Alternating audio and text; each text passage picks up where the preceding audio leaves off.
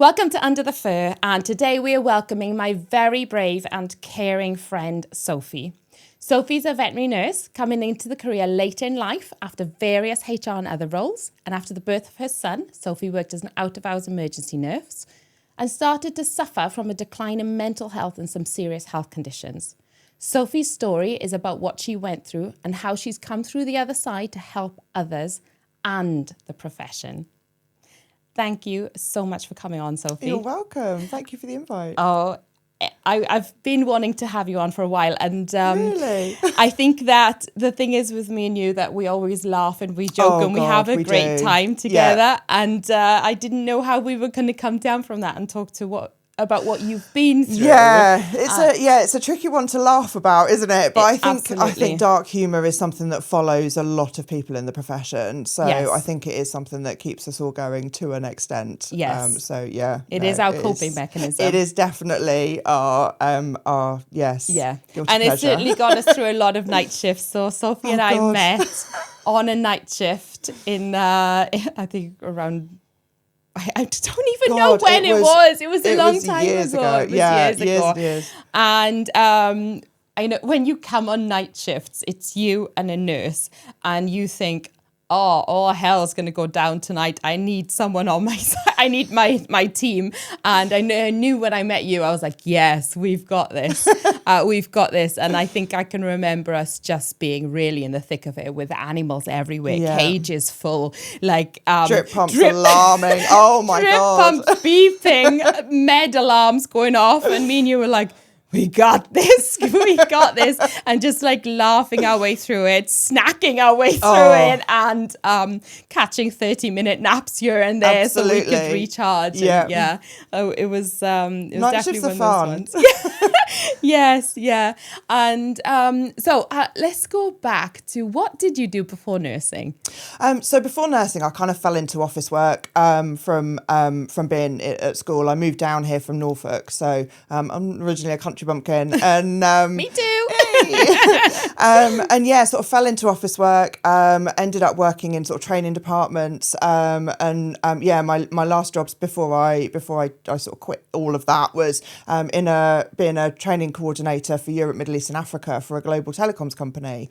Yeah, very different. And I never knew that. No, it's it's like a whole other life. Yeah. It's just insane when I think about like what I was doing before. And but you know, the training side of things I think has kind of helped with kind of being able to train other people and, you know, sort of collaborate as a team and kind of meet those targets and I guess it's helped me a lot, especially with kind of some of the online stuff and you know, sort of talking to management and different people from different countries and all of that. So yeah, it's been really fun. Yeah, it was really fun. But yeah, I got to the point where it's like there's got to be more to life than this, and I always wanted to work with animals. So yeah. And so how then did you go from that to getting into veterinary nursing? So I quit my job. I applied for I was on Yard and Groom as like I thought, work with horses. I really like horses. Yeah. You know, like you do as a child. You're like, I really like animals. And so I want a horse. Exactly. Mum can have a horse. Precisely. Top of my list every Christmas, every birthday. Never got one. I was same. I know. But now I'm an adult and I also haven't bought myself one. Because now I know how expensive they are.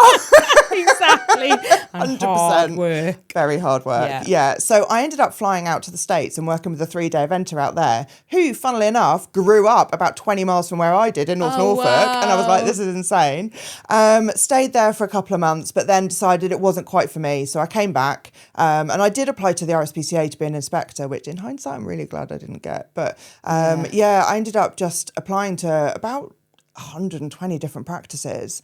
I got 3 interviews. 120? 120. Wait, was this back in the day of emails or was this by paper? This was by paper. Oh my God! This was where, so I literally downloaded the list of training practices off the RCVS website. I then targeted the ones that were close to where I was currently living, then targeted the ones that were close to where my friend lived so that I could live with him if I needed to.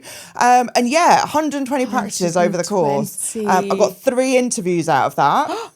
Wow. And had one interview, it wasn't really for me. Had the second interview at Farnborough Veterinary Centre, which was part of 9 Mile at the time, which is now CVS. And yeah, they offered me the job before I got back in my car in the car park. Oh, yay. They called me back in. I was literally getting in my car. They're like, can you just come in back? I was like, oh God, what have I done? What have I said? Oh no. And then they're like, so yeah, we've decided we want to offer you the job. And I was like, Perfect. This is amazing. It was worth the hand it cramp. Was absolutely, It was absolutely worth it. Yeah, 100%. So then I started that, was in training with NYF within 6 months. Great. Passed everything the first time. Great. So yeah, was then on my way. So yeah. Then at what point did you go into emergency medicine and night work? So whilst I was training, just before my final exams, I met my husband, and I was working and living in Farnborough at the time, but he lived in Hungerford. So I then moved to Hungerford and was commuting to Farnborough backwards and forwards. And I was like, this is not going to work very long term. So once I fully qualified, I then moved to Vets Pets in Newbury, which is actually no longer there. It's now in a different location. But I then worked there. And during that, with my CPD allowance, I thought, I quite like emergency. So I went to the Vets Now Congress, and I thought, oh my God, I love this. This is amazing. So yeah, when I then became pregnant and was on mat leave, I was looking up to see whether I could locum for them, see whether that would be financially viable if I left my day practice, that sort of thing. Ended up going in, met Sarah Benzie, was looking to originally locum, and then she, I was there for the interview, ended up monitoring a dyspneic patient in oxygen, and was like counting the rest and everything while she was off doing the other stuff. She said, well, there's actually a permanent role position, and I was like, oh, is there? It just all sort of fell into place. So I started there, and was there for 10 years. Was it 10 years? 10 years. I got my penguin. I made sure. You got a penguin. So if you're at Vets Now it is 10 years. 10 years. 10 years exactly. The little mascot is a penguin. You get a bronze penguin about this big. It is, penguin. I mean, Kath Howie's called it a weapon, and it is. The beak on that penguin, my goodness. If there was an intruder, I'd be sorted. Yeah. I think if I added up all the years I'd worked for Vets Now, they should give me a penguin. This is the thing. Because I had breaks. Yeah. And then I locumed in those breaks. But you only locum for Vets Now as well, isn't it? So it was like you were still only working for them. I should get a penguin. If Vets Now are listening, please send me a penguin and I'll put it on the back of the podcast. Wearing a pink cowboy hat. It's going to have to be dressed in pink and fur, maybe. Oh, they're kind of furry fluffy, pink I guess. jacket. Yeah. But so I over that time, obviously a lot happened personally and professionally. I mean, I within 6 months of being in Vets Now, I was then principal nurse manager. Yes. Did that for 4 years. Which I think is a very stressful role. It is. When I went from vet to principal vet at Vets Now, the mental load didn't double. You don't realise. Quadrupled. Yeah. And I don't think we had protected time off. No. So I remember having a shift and my line manager expecting me after that shift to drive straight to an all-day meeting. The district meetings. I've done a district meeting straight to a night shift before. Same. Yeah. And she's like, that's okay. We all do it. Because then, it's better that you do after your night shifts. You don't come on your day off. And I was like, oh my God, is it? When do I sleep? When do I eat? When do I shower? Remember that I came to Vets Now after mat leave. So my baby was like 10 months old. Yes. So I had a baby at home. Yes. Working nights. Same. I had a baby at that time. It's insane. Yeah. When I think about what I did, I'm like, I wouldn't do that now. It's amazing how much you learn. I don't know how we got through that. Although I did used to nap on shift, I'll be honest. Yeah, you did learn how to catnap quite quickly. Yeah. I don't think I'd stay awake through those meetings otherwise. And then the other thing I found was that you weren't given, your management hours are 6 till 8 p.m. on this day or 9 till 12. It was expected you would respond at any time. Yeah, it's like there's a WhatsApp group, there's an email group. Emails and everything. And I think now they use maybe Teams, I'm not sure. I found that really difficult because I think for me anyway, and you can tell us how you felt, the level of responsibility that I wanted to respond to messages. I wanted to be a good manager. I wanted to be there for everyone. but I didn't look after myself during that time. No, absolutely. I did give myself breaks. So yeah, you do forget that you are also a person. Yeah. You're like, I'm this manager. I'm like, the responsibility is on me. And when I was there, I didn't have any permanent vets at that point. I had 2 part-time members of staff. I didn't have any other nurses. So I was like, basically managing the locum rota. And there's no one to share the role with. No, exactly, because there was no PV. There was nothing, like, it was literally all on me, which I think in hindsight, they really sort of looked up to me in terms of like sort of the managers and stuff. They saw that I was actually doing it and coping with it really well. Yeah. And they were just sort of like, oh, don't worry, we'll just leave Sophie to it. And in hindsight, I think they probably should have gone, I think she probably needs a little bit of help. This is a bit too much for just one person. Yeah. And, it's... I'm very proud of what I actually managed to achieve. I did get a MAD award in the end as well, which was amazing. I mean, you were slaying when I saw you. Well, you that's had that it. place I think running like clockwork. I think I got the management award because by the end of November, I'd already got all of the Christmas and New Year rota finalised with locums. Like, everything was booked. Yeah. Because I was like, let's just get this done in advance, So I was, I had all my little email lists. Well, do you not like that day before Christmas Day looking for a locum? No, funny enough, Did you not enjoy that? No, not really. No, that was not fun. And I was really lucky. We had some excellent locums. And actually, I know, I was one of them. You were one of them at some point, yes. And obviously Danny, who's still there. And, it was amazing. I was very lucky. People did turn up for Reading. And I think people still have a bit of a soft spot for Reading. It's not quite the same anymore. But yeah, it was amazing. But yeah, it was one of those district meetings that actually made me move back to being a nurse. Yes, that's what I was going to say. So I remember that. I wasn't there, but I remembered that you been. stepped down. So there's a couple of things I remember, and I wasn't sure why, because I don't think I was locuming there at the time. I saw you on one shift with a PIC lining. Yes, that was a couple of years later. Yeah. Yes. So that was after you stepped down. Yes. Yeah. Yeah. So, and then I remember that you stepped down, and I was very unsurprised by that, because I thought, my God, she's carrying a lot. She has a child as well. She's doing. So how did that come about? So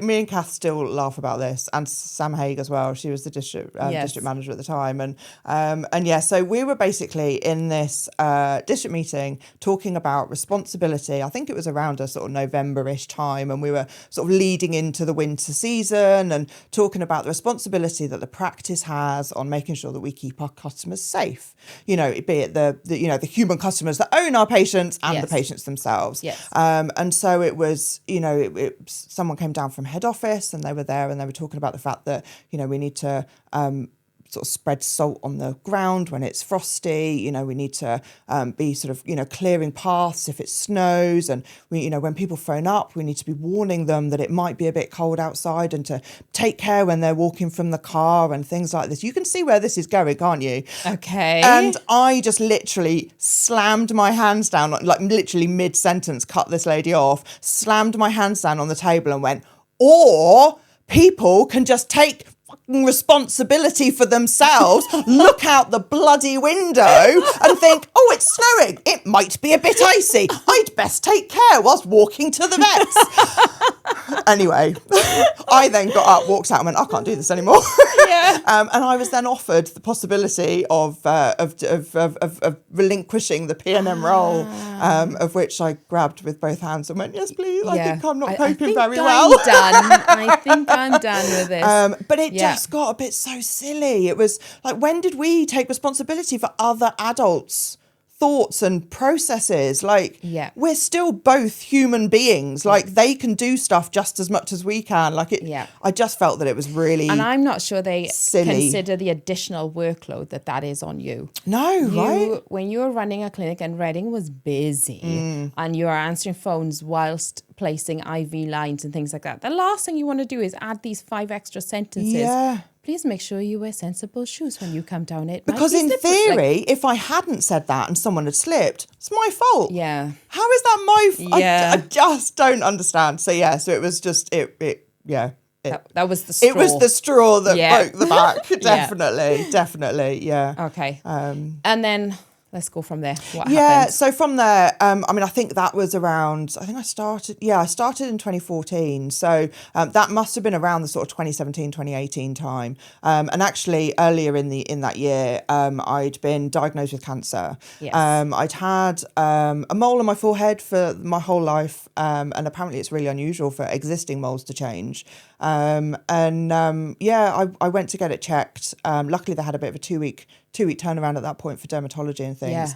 And I went to get it checked, and then, you know, someone looked at it and they went, yeah, okay, I'm just gonna go get a colleague. And then one person came in and had a look at it, and then they went out, and then two people came in and had a look at it. One of them took a photo, and I'm like, okay, this is cancer, you know. And they were like, obviously we can't say anything just yet. And it's like, really, can you? Because I've pretty much got the vibe, you know. I know what's going on. Yeah, and then it was like, if you're going away at Easter, don't, because we might need to operate, you know. And it's like, okay, fine. So anyway, they took the mole off, they sent it off. It came back malignant melanoma at that point. So unsurprisingly, they did they needed to do a wider excision, and they were discussing whether to do a skin flap or a skin graft, or do what they call a rotational flap. Yes. And they ended up with a rotational flap. So actually I have got quite a lot more hairline now than if I'd had that. So I think that's probably a good thing.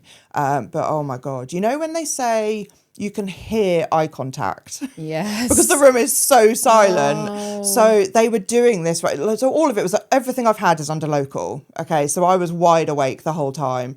They were doing this rotational flap, and you could tell that it was quite tight when they were trying to close it. And then there was... Wait. They were doing a flap on your head and you were awake? Yes. No. Yeah. Shut the front door. Yeah, fully awake. I asked them to take a photo of my skull, but they wouldn't, because I hadn't already signed a pre-consent form. Oh, I know. I was gutted. Could you watch? Like, could you? No, I really wanted to. Yeah. But no, they didn't. No. But anyway, yeah. So they were doing this. It's blown my mind. I know. And so they were doing this, and then and then there was silence, and I was like, they don't think this is going to close. They're looking at each other behind my back. Oh. I'm like, they're worried. Anyway, so then I get a forearm across my forehead to literally pin me while they wrench this flap closed. And oh my God, it was so tight when it finished. Yeah. But I mean, it settled down really quickly. And the it healed. skin is amazing. Because the tension, I'd be worried it's not going to close. I know. I think they were worried as well. Yeah. But no, it all healed fine. And thank God, because otherwise you would have had a little baldy patch, right? Oh, absolutely. Yeah, this massive hole in my head. But yeah, and then, you know, in my head I was like, oh, it's just a mole, it's all gone, it's all fine, you know. All of these, you know, yes, they're doing the scans and everything, but all the scans came up clear even when I had the cancer on my head. So I kind of took it with a pinch of salt with all these scans and didn't really consider that it would come back. It was like, oh, it was his mole, they've just taken it. Right. And then, so that was when I thought, okay, fine, I'm going to get really fit. And that was when I went through that weight loss journey. I remember, and you were running, I was running marathons. I did a half marathon, and I was literally a week before doing my first ultra with Blade. Yes.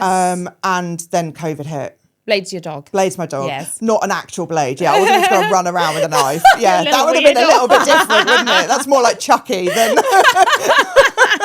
Yeah, Blade is a dog. So I was literally about to do that, and then COVID hit, and then I was like, oh, well, that's not going to happen. So then, like, everything was deferred to the next year, and blah, blah, blah. But during COVID, it did come back, and I didn't expect it, didn't even consider that it would be the possibility that it would, and it came back in my lymph node in my ear, which I didn't even know there was a lymph node in your ear. It was only when I got a swelling there and I looked it up and I thought, there's a lymph node there, it's on the same side. I'd best contact. And this was a time when I wasn't being seen in person. I luckily had a phone call with my cancer nurse, and I mentioned about the swelling. She was like, okay, we'll get you in, we'll get it ultrasounded. They were like, yeah, there's some abnormal cells, so we best probably take it out. How did you feel at that point? Under local. Oh my God, in the ear hole as well. How were you feeling though? Like, was this like sheer panic, or were you Sophieing on? Because I know you. I know. You Sophie on and you deal with it later. Yeah, I just thought they'll take it out and it'll be done, you know, and I didn't even know why it swelled up. But my first instinct when it swelled up was, shit, it's back. Right. My first instinct now, 5 years on, is shit, it's back. Whenever I get anything. Right. And that's what people I don't think realise about cancer, is that it completely changes how you think about yourself physically. Yeah. Every little lump bump, even if it's not anywhere nearby, you're like, shit, it's back. Shit, it's a different one. It's not leaving you. Exactly. So, so they took that out under local. I couldn't feel it. I heard everything. Oh, God. Every scrape, every burn, every stitch, every you at pull least and get tug. like some diazepam or something? Could they at least make you high? No, I was fully conscious and alert, and wow. yes.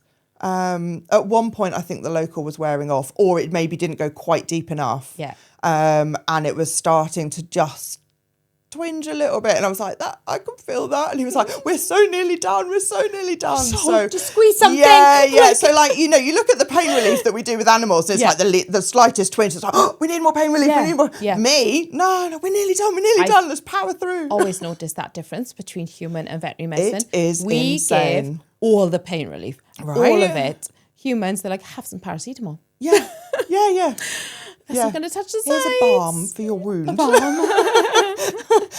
But so anyway, I mean, they sent that off, and then they got me in on the meeting, face to face. Sat down with the oncologist, and he was like, don't worry, there was no cancer cells found. And I was like, okay, fine, well, that's great. Okay. So I was like, that's fine, done, dealt with. And then as I was leaving, I was like, so why did it swell up then? He was like, I don't really know. So anyway, unbeknown to me, he contacted the pathologist and asked them to retest it. Yeah. So I then get a phone call about 3 weeks later at the end of a night shift with a locum that I'd never met. So I had no support. I mean, obviously I had the host practice. Luckily by then I'd obviously had a massive relationship with them. Yeah. And he was like, can you talk? And I was like, yeah, I guess, And I was, when I saw it was like Basingstoke Hospital, I was like, oh, okay. Yeah. And he was like, so I had it retested and there is melanoma cells there. We have found some. And I was like, you are kidding me. Like, I've literally just worked all night. I don't have anyone here. Like, really, did you have to do this over the phone? But I know that he wanted me to know that that was the situation, as soon as he knew, basically. So then it became a sort of 6 week backwards and forwards between, they call them MDT meetings, multidisciplinary team meetings, where they discuss it with surgical teams, they discuss it with oncology treatment teams, and they discuss what they're going to do. So my two options that they were discussing was either to do a full lymph node dissection of my neck, or to put me on immunotherapy treatment for a year. Yes. They went with the immunotherapy treatment. Yes. It's got really good results. Yeah. It's quite new.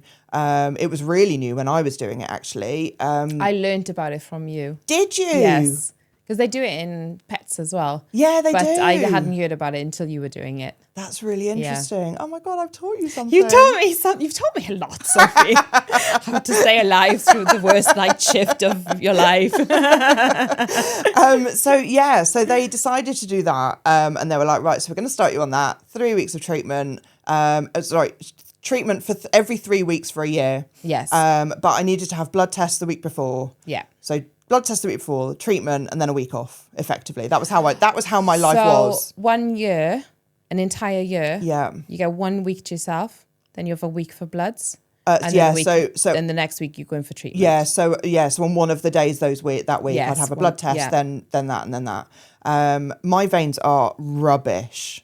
Seriously rubbish. I remember you saying this as well. I know, right? They hide. Excellent. They're like the spider behind the sofa. Excellent. They don't want to come out when there's a need for them. So I was like, this is not working. Like my veins weren't recovering in that week between having the bloods and having the treatment. Yeah. And then only having a week off before doing it again. And so it started in the December. By the February, I was like, I'm done. I need the PICC line. I'm sure I definitely need it. So then it was like, well, how do I still work with a PICC line in? So I can't restrain animals. I can't lift heavy things. PICC line, just for everyone listening, that's a long-term IV line. Yeah, so it was an IV line that went in here. It was about 45 centimetres all the way around, and it sat just above my heart. Right, so up the arm, round the chest. Up the arm, round the chest. Next to the I heart. watched it on the Oh, wow. Yeah. The fluoroscopy? Yeah, it was amazing. And so she showed me, when she was doing the ultrasound of my arm, she showed me like where my artery was, and she was like, we need to make sure we don't hit that, you know, and it was like, you could literally see the pulsing. I was like, this is amazing. The 1 minute that I was actually pleased I was conscious for, you know. And yeah, so they put that in, and then it's got a sort of two-way catheter that you can then either take blood from or deliver stuff to. But that then needed weekly dressing changes. Yeah. So then I was then into like an absolutely weekly rotation of making sure that everything happened. They were really good. They organised a home nurse to come rather than me having to go to the hospital for dressing changes. They organised for a community nurse. So that was really nice, actually. So I was able to stay at home for a lot of it. One thing you just said to me. Yes. How am I going to work? Yes. Why were you working, Sophie? Oh, so I didn't see myself as a cancer patient. I know you didn't. This is a hindsight for you. I mean, this was the start of the decline. This was the start of the major decline, was my PICC line. I saw you with the PICC line, and I was like, why, Sophie, why are you here? Why are you here? So people, and I have this view as well, you hear cancer patient, you think three things. They're unwell, they lose their hair, and they're really sick. That's the three things people think of. Mm-hmm. I wasn't unwell. Yeah. I had no side effects from the treatment. Yeah. And I didn't lose my hair because it was immunotherapy, not chemotherapy. Yeah. So I wasn't a cancer patient. I was just having treatment for something that happened. You know, it was, to me, I wasn't a proper cancer patient. So I was like, you know, I'm not having any side effects. So of course I can still work. I'd be fobbing them off if I just stopped, stayed at home all this time when I'm perfectly healthy. Yeah. Mm-hmm. Could have been questionable, but, perfectly healthy and able to work because I was not unwell. So anyway, they managed to organise for having ACCA overnight for me. So they were doing sort of more of the physical side of things. Yeah. And then I was, I ended up kind of being there as like the voice, the nurse, the one doing the meds, the calculations and things like that. And obviously the anaesthetics and everything. Yeah. So all the sort of biggie bits, but the sort of the main sort of grunt of the work, I guess, was done by the ACCA with sort of restraining. But it's not even that. You were doing a night shift and you weren't getting your sleep.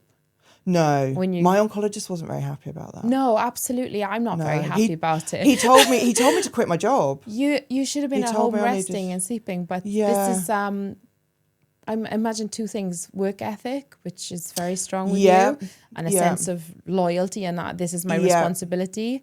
But also financially, you wouldn't have got paid. No, it was a lot of financial, to be honest. I've gone in with a broken leg because I know if I took a sick day, they wouldn't pay me. Yeah. I've gone to work with broken leg.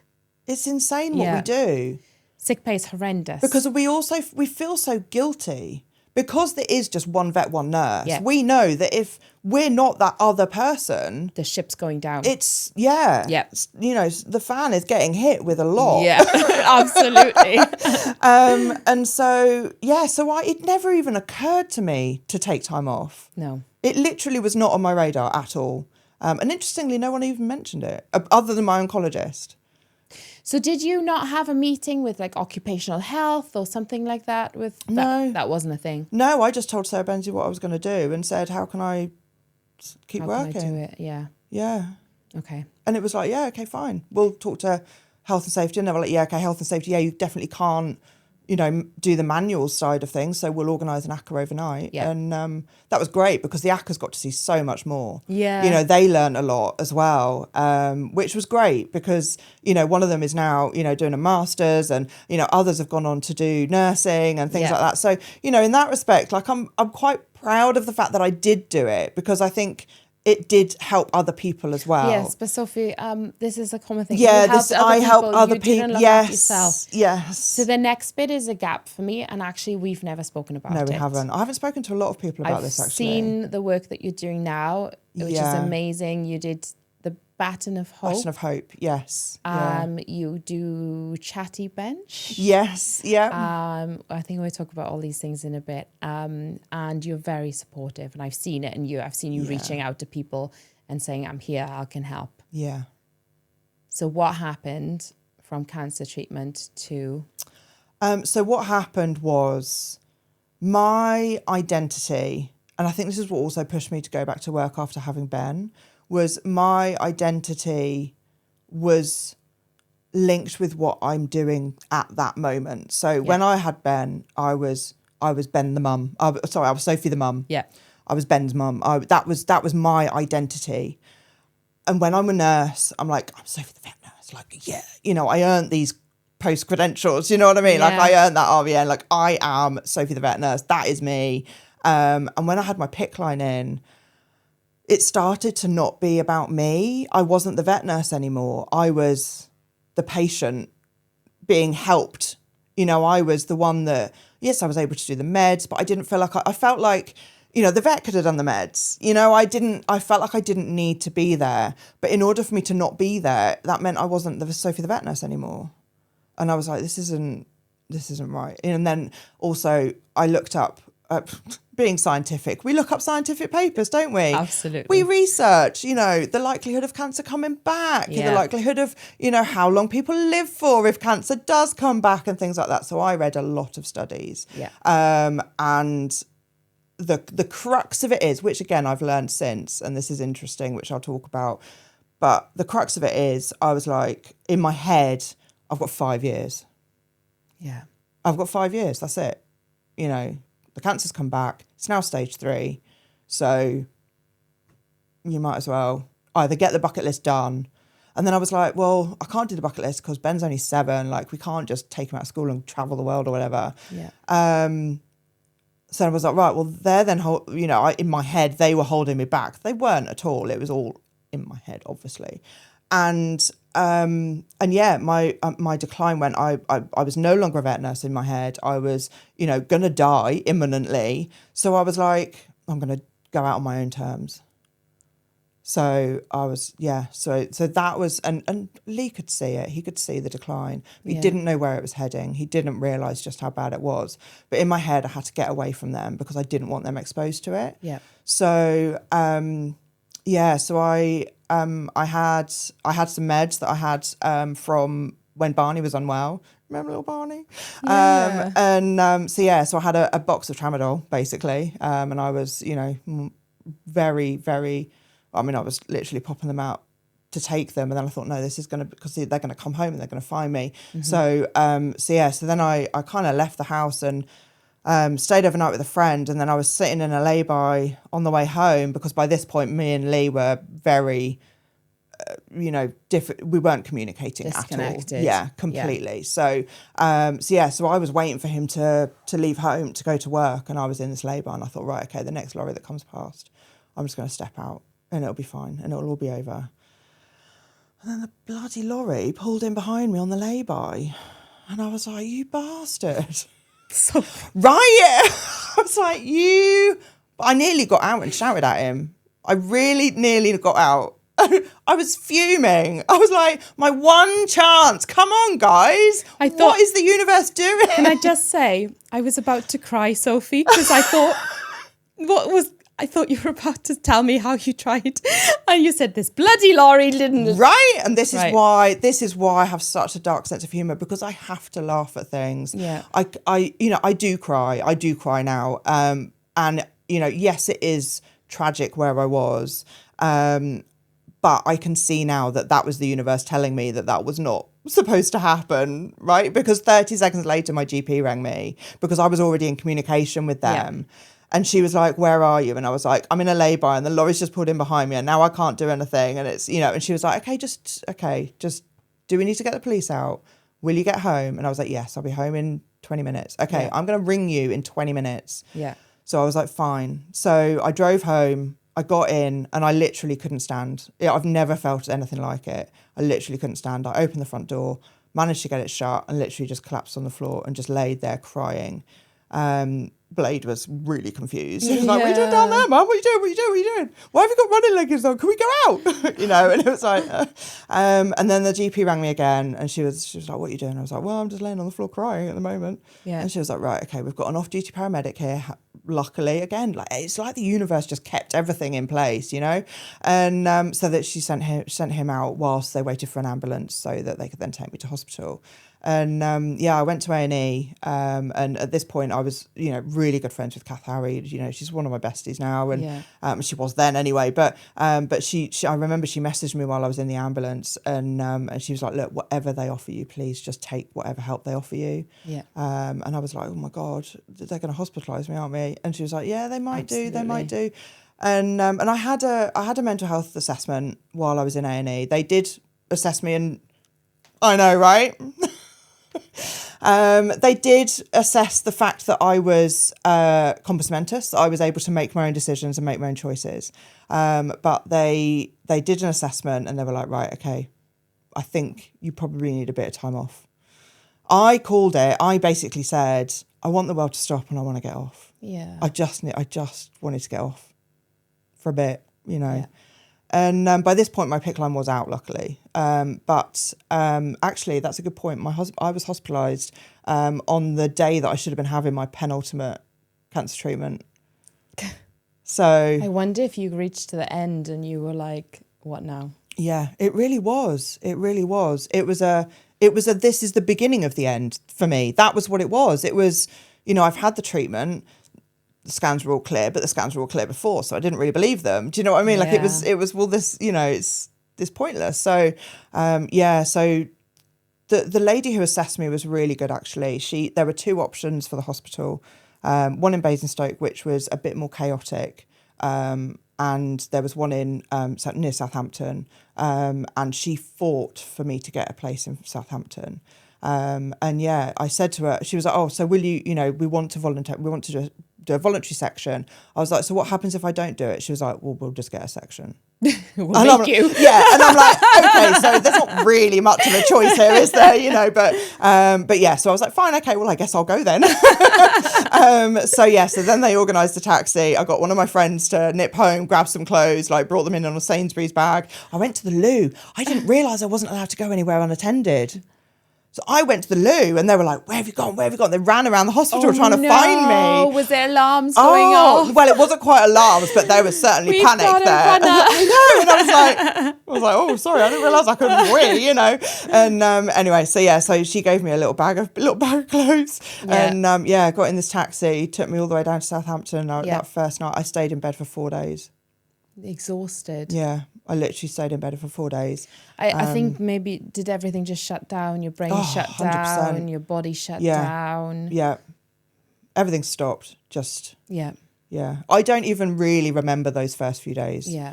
It was very much kind of getting woken up to take meds because the whole premise of being in that level of depth in your head is that you can't make any decisions. You can't make any choices. Absolute shutdown. So they tell you when med time is. Yeah. They tell you when food time is. Yeah. They tell you when get up, things like that. Yeah. So I was literally woken up to go get some meds, then went back to bed, then woken up, then go get this.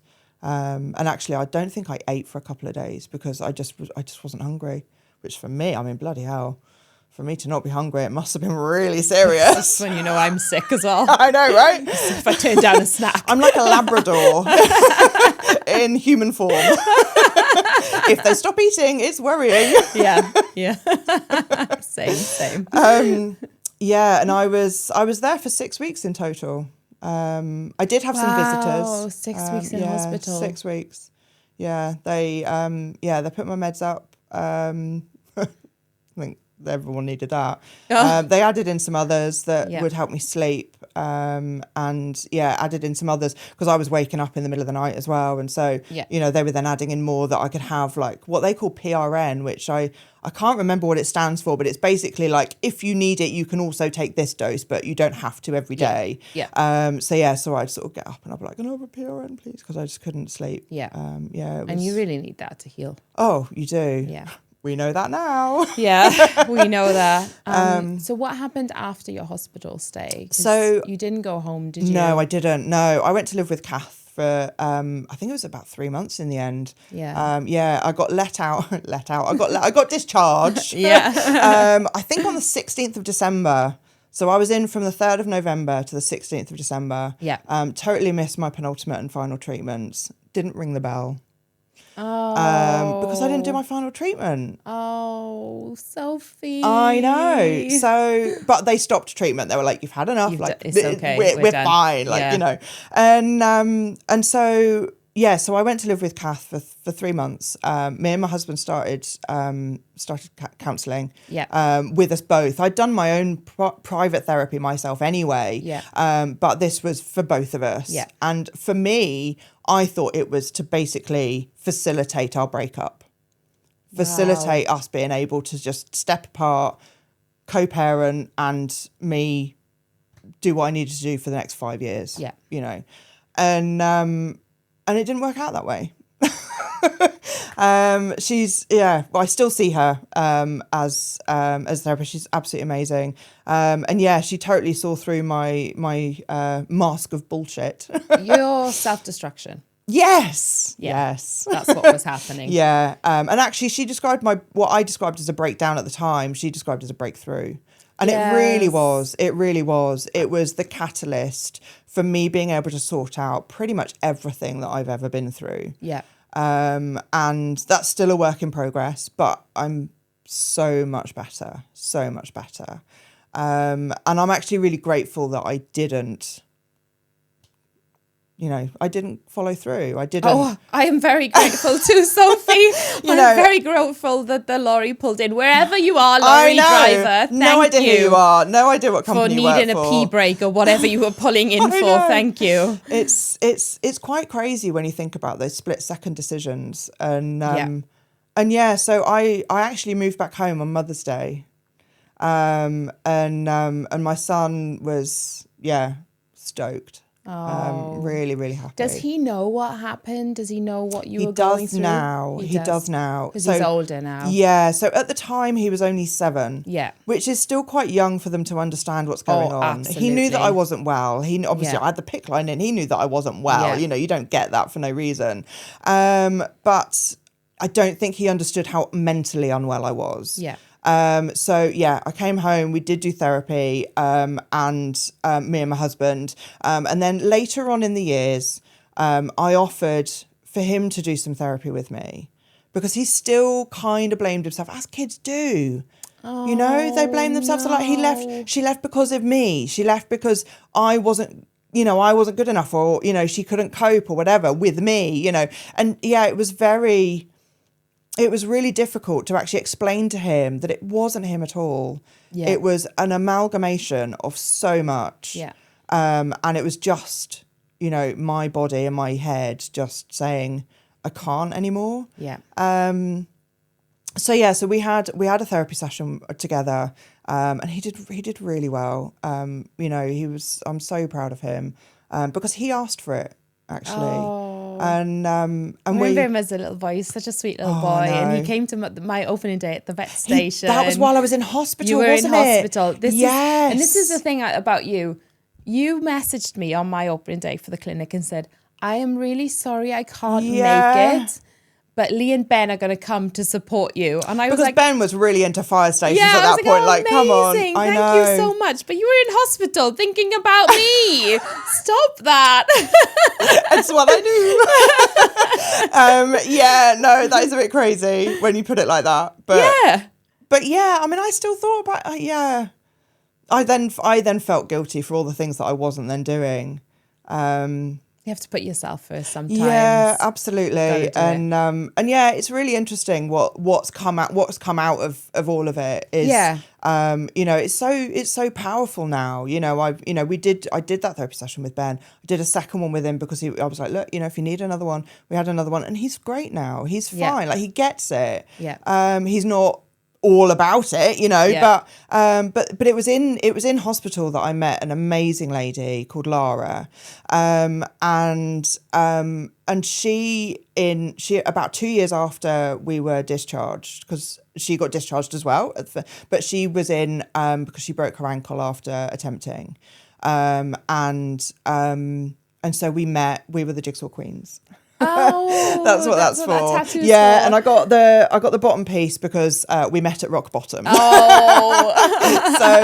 So we were the Jigsaw Queens in the hospital, and I met her. She then was going to hold the baton for the Baton of Hope. Yeah. And that was like my first knowledge of what it was. So I went down to Brighton and you know, supported her. And when we got out, she wanted a dog. So we were talking about the dogs and stuff. We went to Crufts and there was all the stand. She ended up getting a little Tibetan Terrier called Lily, who's just amazing.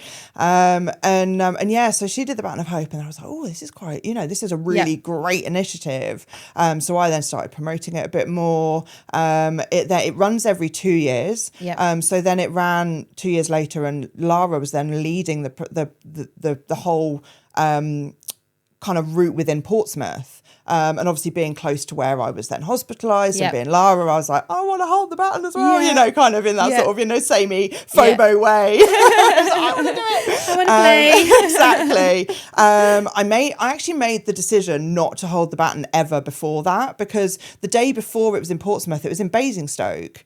And that was, so I then went as a mental health first aider in Basingstoke to kind of help support the people who were holding the baton. And then in Portsmouth it was my turn, and I picked it up from Gunwharf Quays. They took it down the what's that Gunwharf Tower? Spinnaker Tower. Spinnaker Tower. Yeah, yes. So they took it up, and then I picked it up after they took it down, after they brought it down. And God, that holding that for the first time was just. Did you break down a little bit? A little bit, not massive, but I was. I was choked. I was choked up. It's an amazing piece in itself. It's made from gold and silver by the people who designed all the royal jewellery, the crown jewels, that sort of thing. All of that for Queen Elizabeth. And on the top there's the semicolon. Which again I was already aware of as well, that semicolon. What's the semicolon? So the semicolon, when a writer is using a semicolon, it generally is used when a sentence could have been ended, but they decide to carry it on. And the sentence is your life. And you could have ended it and you decided to carry on. So it is that semicolon moment where you go, no, do you know what, I'm staying now. And so they've got that kind of going around in a ring at the top. And inside there's a quote that you can't ever see it, but inside there's a quote from, I want to say Gandhi. I'm not sure. Let's just say Gandhi. Yeah, that's fine. One of them. Yeah. It's absolutely incredible. Absolutely incredible. So it's weighty. Pretty heavy. So then I did that, and through being linked with the people in Basingstoke, because obviously I'm so local to them, I have kept in contact with them, and one of their legacy pieces is the Chatty Bench. The Chatty Bench, I saw this. It looks lovely. It is. It's really so sweet. Tell me about the Chatty Bench. So the Chatty Bench, so they do have them in other locations, I think, but basically they put it there as a bit of a legacy piece for them to go there and basically just open up conversations with people. We know that loneliness is a massive issue. We know that mental health is a massive issue. We know that there are lots of people suffering in silence, as I did for a long while. And it's just about being there to just reach out and not force anyone to talk, but just explain why you're there. So I need my comfort blanket. Like, I can't just go and sit by myself. So my comfort blanket is my two dogs. Yeah. So I would go with them, because there are people out there, again, who don't have dogs, who love dogs, who maybe don't see them that often, don't pet them and stuff. So I go there with the dogs on the premise that they're doing the work. Yeah. The dogs are helping other people by being there and smiling and things like that. So the number of people that you'd come up and be like, oh, can I pet your dog? And like, yeah, of course you can. That's what we're here for. I think it's easier conversation opener when there's a dog there. It really is. If I walk down the street and it's just me and another person and no animals, we don't speak, we don't say hello, whatever. Right. But if my dog's with me, hi, your dog's amazing. Look at your dog. Like, can I pat it? And the number of people who I don't even speak to when I'm there, but that look, smile at the dogs, catch my eye, smile and walk off. That little second of connection. Yeah. I've brightened their day. They've had a smile that day. If nothing else, they have smiled once that day. Yeah. And I went there because I also know, for me, Christmas is not a great time. So I went there before Christmas, and I think it was literally like the 19th of December. And I went there before Christmas to just basically say that if people stop, like, you don't have to be happy at this time of year. Like everyone's talking about, oh, you've got to be jolly, you've got to meet your family, you've got to do this, you've got to do that. No, some people hate their family. Some people don't have any family left. Do you know what I mean? Like that's, you can't like stigmatize that way. So I was there to basically go, do you know what? If you're having a shit time, you can still have a shit time at Christmas. Like it doesn't matter. It's one day, it's one moment in time, you know, it's fine. And this lady came up and she was petting the dogs and she was like, oh, so, you know, why are you here? You know, what are you doing? I was like, oh, I'm just here just to basically say that, you know, Christmas is pretty shit for a lot of people and, you know, it doesn't matter. And just to say, you know, you do you know? And she looked at me and she just burst into tears. Oh. And I was like, oh my God. And she was like, I'm so sorry. She was like, no, it's fine. I think I needed to hear that, you know. And so we had a hug and she wandered off and I will never know who she is, but she needed to hear that. Yeah. And you made a difference and to someone. made a difference, you know, and it's about that. It's about voicing the unvoiceable. Yeah. You know, I mean, we know about, you know, speaking the things that people are thinking. Yes. Being that, you know, devil's advocate, that one that kind of, you know, bucks the trend, should we say, doesn't follow conforms. No. And so I'm kind of that little voice going, I'm through the other side, thank you very much, and you can be too. Yeah. You know, follow me through. Exactly. It's like right this way. Yeah. So yeah, and actually I spoke to somebody recently who's doing a study at Edinburgh for his PhD within veterinary medicine. And he's doing it around his you know, whole sort of study is around suicide and suicide ideation within the profession. Yeah. And I said to him that what we need to do is we need to talk to those people who are through the other side. Yeah. Because those people who aren't can't tell you what will help. Yeah. Those people who aren't here anymore can't tell you what could have helped. Mm-hmm. So the only people that you can talk to are the people who are still here. Yeah. The people who have been through it, who are out the other side and who can now talk, you know, more rationally about what could be done and what changes can be made. And one of those changes is actually happening. I was part of the I'm part of the comms and engagement panel for the BSI suicide prevention standard. Yeah. And actually the RCVS, their practice standard scheme, in April they've put the core standard in that practices must have a suicide prevention program.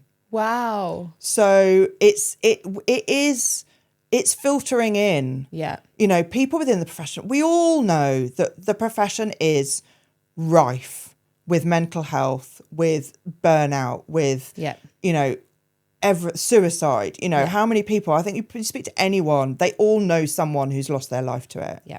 Within the profession or out of the profession. You're the second person on my podcast that I've talked to about it. Right. And that's 2 from my friend group. Yeah. And that's 2 that made it. Not, I mean, I know multiple others that didn't make it. Right. And I'm just one person with 4 or 5 connections to it. Yeah. Everyone in the veterinary industry has lost a friend. Yeah. Or almost lost a friend. Yeah. It's rife. It is. And it's not getting better. No. Awareness. People think that awareness makes it better. No. Awareness makes it visible. Yeah. And it is more visible. Yeah. But it doesn't fix it. And so all that happens is that the burnt out people then know they're burnt out. But there's still nothing actually happening to do about it. To help them not be burnt out. You do know what I mean? And and I remember when I was learning about burnout and compassion fatigue. And compassion fatigue they see as a very kind of individual, kind of almost kind of window of tolerance threshold. Yeah. That's where the compassion fatigue comes through. Whereas burnout is a corporate issue. Burnout is a work placement issue. Yes.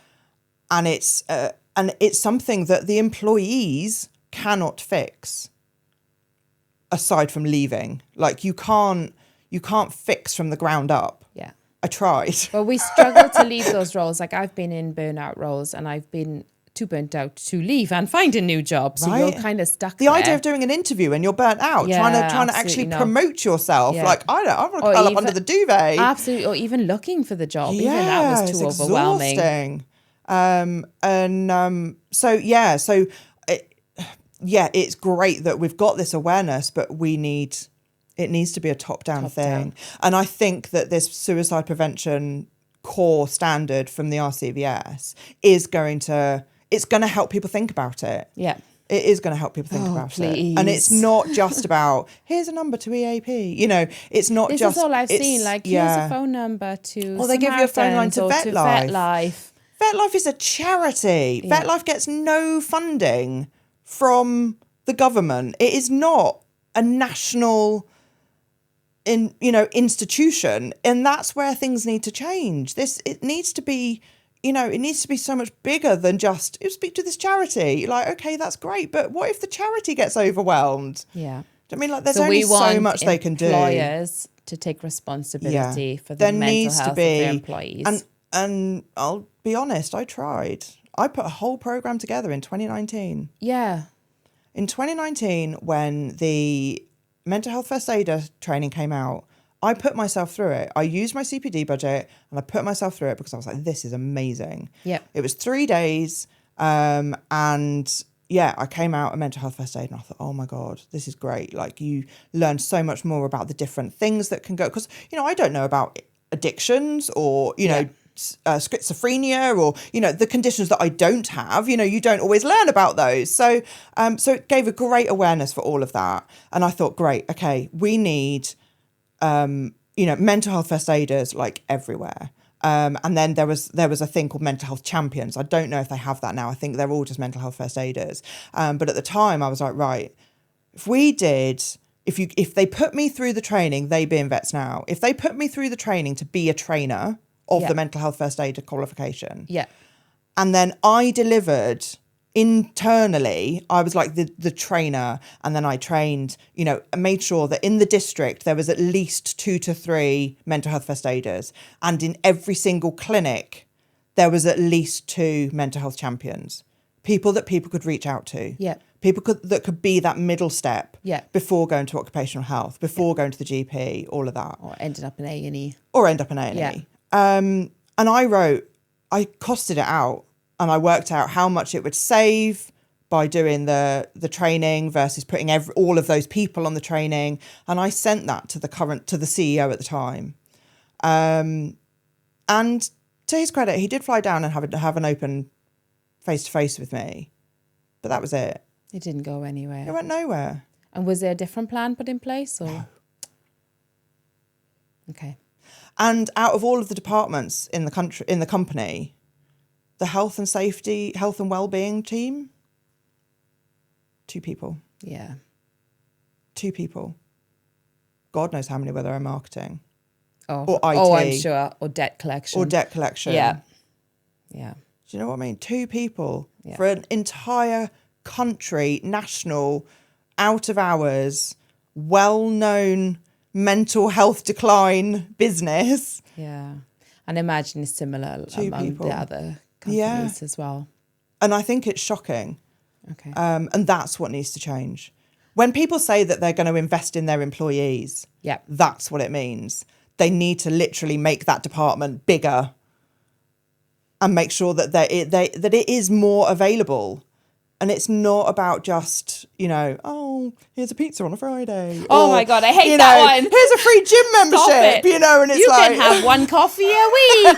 First of all, 1 coffee a week doesn't touch sides. I was going to say, I'm a tea girl, you know that. I'm not a coffee girl, but 1 tea a week, geez, I would still be killing people. Yeah, let's do something serious here. If we're going to scratch the sides, I'm going to need 2 coffees before my first consult, please. Right, exactly. And it's, it's not about the fluff. No, it's about the deep nitty gritty, and that's what that's what needs to change. Real culture, change, real availability, real psychological safety. Yes, people don't talk about things because they're worried about how it's going to appear. Yeah, they're worried about how they'll be, turned on almost, or like, oh, I don't know if I want to work with them because they might be a little unstable, and it's like, no, just let's normalize all of this. I don't think I've told you about this. I've told a few friends, but I was at this point once.